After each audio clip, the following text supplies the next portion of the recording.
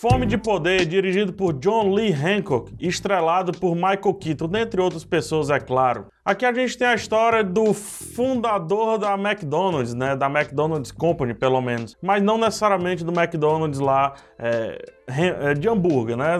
É o fundador dos dois, mas também não é. Você descobre ao passar do filme como é que é esse imbróglio. E a sinopse é simples, conta a história justamente desse imbróglio aqui, que inclusive eu estou vivendo, né? Quem fundou o McDonald's, como é que é o modelo de produção do McDonald's, né? A logística, por quê e tudo mais. É um filme que se passa aí na década de 50, bem interessante enquanto plot, né? Bem interessante enquanto premissa, mas não é uma premissa que foi muito bem organizada, não foi muito bem mostrada. O filme tem seus altos, mas só que tem muitos baixos, assim, tem muita coisa ruim. Por outro lado, ele tem um propósito e ele meio que apresenta esse propósito, ou pelo menos entendi como isso. É bem sucedido, só que os ganhos dele, pra mim, não me são suficientes. A história do Ray Kroc, né? Que é vivido pelo Michael Keaton. E a direção dessa história me parece muito simples, assim. Ela não é atrapalhada, ela simplesmente não erra, porque ela é muito simples, não arrisca em nenhum momento. A cartilha é levada debaixo do braço durante todo o filme, do começo ao fim. Nós temos praticamente uma peça sólida de direção. Se é bom ou se é ruim são outros 500, mas eu prefiro uma direção um pouco mais inventiva, uma direção que erre por tentar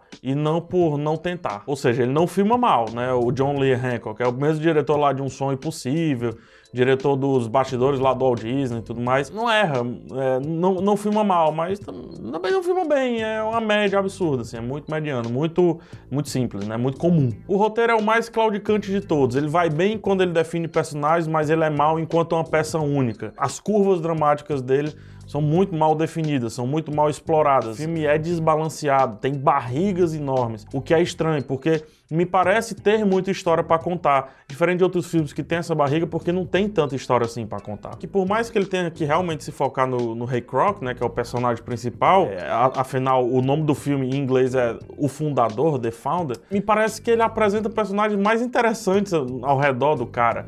Ou ele não apresentou o Ray Kroc da maneira perfeita, pra mim, pelo menos, ou os outros me pareceram mais interessantes. O irmão lá, o irmão inteligente lá dos McDonald's lá, o Dick, acho que é Dick, o Dick, é vivido pelo Nick Offerman, exato.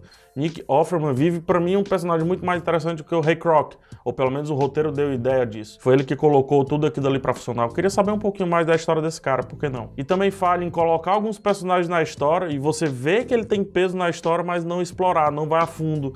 Pelo contrário, retira o personagem e cita lá no final, lá como epílogo, assim, quase, sabe? Eu tô me referindo, por exemplo, ao personagem do BJ Novak, né? Lá do The Office. Ele entra, faz uma besteirinha e sai. E pelo que eu conheço da história, ele fica por um bom tempo nessa história. Então, o que tá em torno do Ray, né, do Ray Kroc, não parece ter o peso que realmente tem na história. Outra falha do roteiro é a sensação temporal. Aí eu não sei se é do roteiro ou da montagem, vai. Mas parece que toda aquela história acontece em um mês, e na verdade aconteceu em vários anos. É também um erro. A sensação de tempo ali é muito ruim, é muito mal equilibrada, muito desbalanceada. Isso porque o filme é apressado em momentos que ele tem que ser calmo, são os momentos mais interessantes, e ele é extremamente lento em momentos desinteressantes. Por exemplo, uma cena dele conversando, que é quando ele conhece outra mulher lá, a menina até do Bloodline, uma série que eu gosto bastante. Essa cena poderia ser menor, poderia ser menos explorada, e ali ele demora muito, é uma barriga muito grande. Enquanto que ele abrindo os McDonald's, né, abrindo as filiais, aí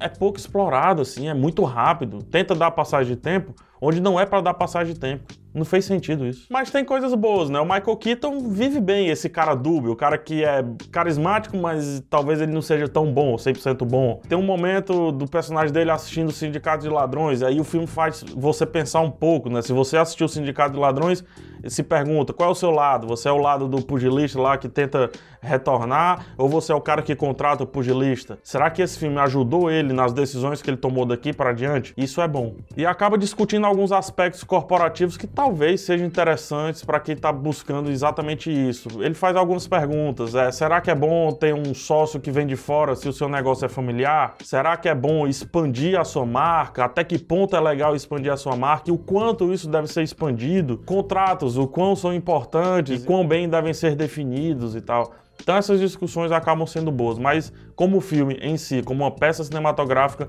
é muito falho, é muito pouco diante de uma história que parece ser muito interessante. Pro filme eu dou uma estrela de prata, vai, é uma estrela de prata, mas sem louvor, estrela de prata mais pra baixo ali. É um filme que fica abaixo da média, mas não tá tão longe assim. Comenta aqui embaixo e me dá também a sua opinião sobre o filme, a sua opinião pode ser importante para outras pessoas, comenta aqui, tá? Se gostou do vídeo, dá joinha, se não gostou, dá dislike. Um beijo no coração de vocês, até a próxima e tchau.